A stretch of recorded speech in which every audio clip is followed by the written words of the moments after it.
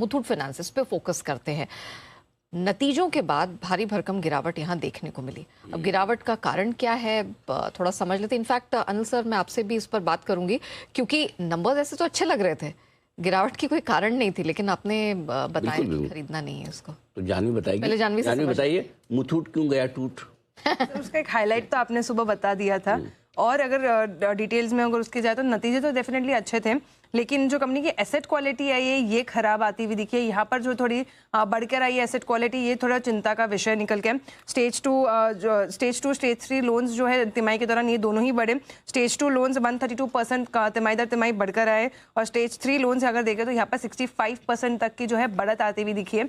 हालांकि उनका कहना है मैनेजमेंट का कि जो आरबीआई का जो मैंडेटेड बोरोवर लेवल क्लासिफिकेशन है इसके वजह से ये गेन आता हुआ दिखा है, लेकिन बाजार का मानना है कि आगे भी जो स्टेज 2 स्टेज 3 एसेट्स होंगे, जो लोन्स होंगे, यहाँ पर जो है बड़ी ग्रोथ आती हुई दिख सकती है। एक जो दूसरी बड़ी चिंता है जो बाजार को फिलहाल कंपनी को लेके, कि जो गोल्ड लोन में जो कंपटीशन है ये काफ़ी बढ़ चुका है, इसका कहीं ना कहीं जो है एक इम्पैक्ट आता हुआ दिखेगा कंपनी के फाइनेंशियल्स पे। तो ये एक दो बड़ी चिंता है जो मानते हुए दिखे। और क्रेडिट कॉस्ट भी अगर इस तिमाही में देखें तो लगभग 29 बेसिस पॉइंट्स बढ़कर आई है। मैनेजमेंट ने ये भी कहा है कि आने वाले टाइम में थोड़ी जो क्रेडिट कॉस्ट है ये एलिवेटेड रहेगी, हायर साइड पर ही रहेगी।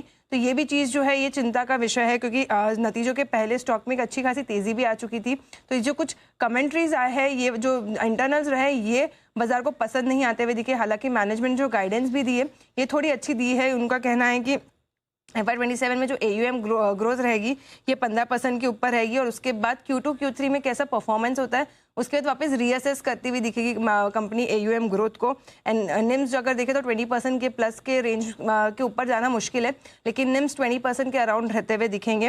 गोल्ड लोन जो गोल्ड की जो इम्पोर्ट ड्यूटीज़ हुई है इसका कंपनी का कहना है कि हमारे ऊपर कुछ ज़्यादा खास असर नहीं होगा, क्योंकि कंपनी ज़्यादातर जो है लोन्स देती है वो घरेलू ज्वेलरीज पे देती है, ना कि बुलियन और गोल्ड कॉइन्स पर। लेकिन ओवरऑल अगर देखें तो बाजार को फिर भी मैनेजमेंट की कमेंट्री से ज़्यादा जो इंटरनल्स है ये पसंद नहीं आए हैं, और इसी के चलते हम देख रहे हैं कि रिएक्शन आया है। सीडी साहब, इस पर मैं आपसे व्यू लेना चाहूंगी। अभी तक हम देख रहे थे जैसे सोने चांदी की कीमतों में तेजी थी, सोने में इन पर्टिकुलर तो मुथूट, मन्नापुरम सब में स्ट्रेंथ दिख रही थी। अब हम देख रहे हैं कि सोने चांदी की कीमतें थोड़ा सा बढ़ने के बाद फिर प्रेशर में आ गई हैं, डॉलर इंडेक्स प्रेशर क्रिएट कर रहा है। मुझे बताइए अब इस स्पेस का क्या होना है? मुथूट है, मन्नापुरम है, व्हाट नेक्स्ट फॉर इट? देखिए नेहा, जो नतीजे आए थे मुथूट के नतीजे वैसे on the face of it तो काफी अच्छे लग रहे थे, बट इंटरनली तो कुछ इश्यूज थे। एक तो एसेट क्वालिटी में जो गिरावट आई है तो उसका असर आज देखा जा रहा, प्लस स्टॉक चला हुआ भी था पहले से ही, और गोल्ड में जो गिरावट आई है उसका भी असर देखने को मिला। तो ये 2-3 कारण है जिसके कारण से ये स्टॉक गिरा है। बट मुझे लगता है ये जो गिरावट है अब थमनी चाहिए। मतलब बहुत ज्यादा ये केन्स जैसा एपिसोड नहीं है, उतने खराब कुछ नतीजे नहीं है जैसे केन्स में हुआ था।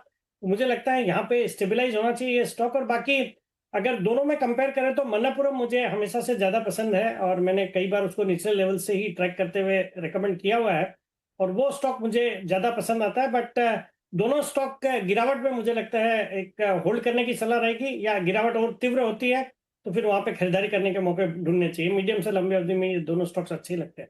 तो लेवल्स पे करें खरीदारी, ये है आपके लिए बढ़िया एक्शन इस वक्त होता हुआ दिख रहा है। आइए बढ़ते आगे।